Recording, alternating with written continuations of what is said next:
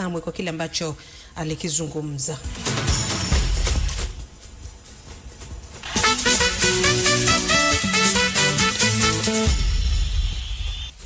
Kwenye mchezo kati ya Simba na Yanga, mchezo kati ya Yanga na Simba, kwenye mchezo kati ya Yanga na Simba uliofanyika New Amani Complex, kamati imeeleza waamuzi wasaidizi namba 1 na namba 2 wamekutwa na hatia kwa kushindwa kutafsiri sheria namba 11, sheria ya offside.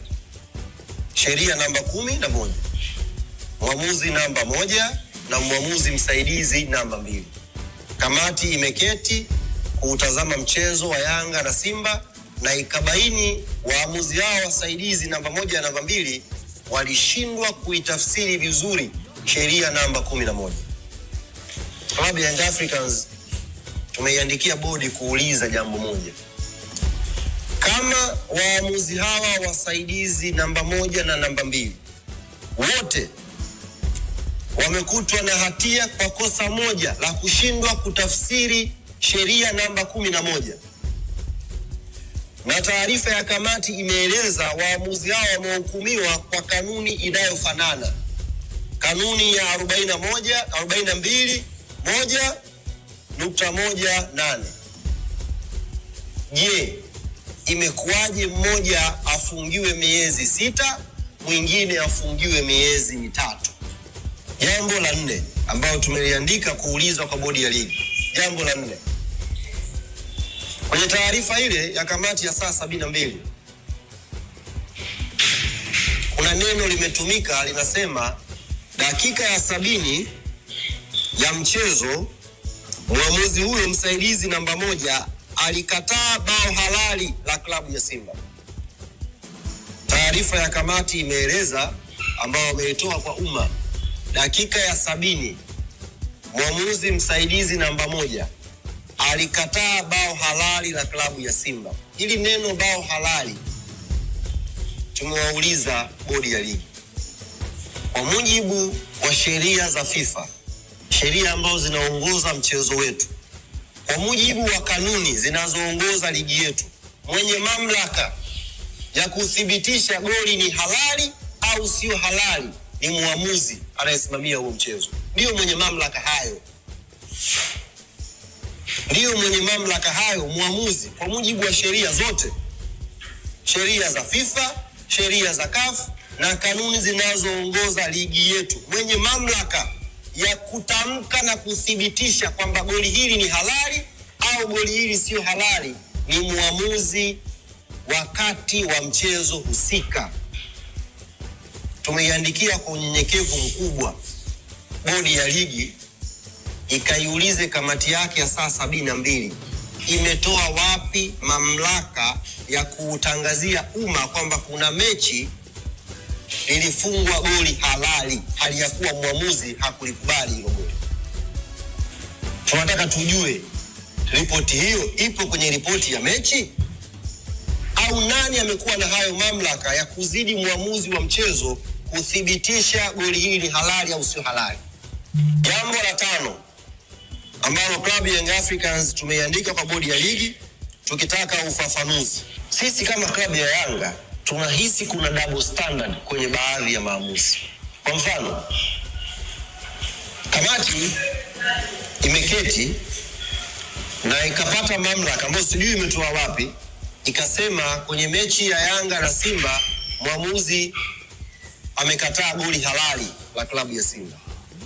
Lakini kulifanyika mechi hapa ya KMC dhidi ya klabu ya Simba. Mchezaji Selemani Mwalimu alifunga goli ambalo kwa marejeo ya picha na vyombo mbalimbali vya habari vimechambua hilo jambo, alifunga goli akiwa kwenye eneo la kuotea.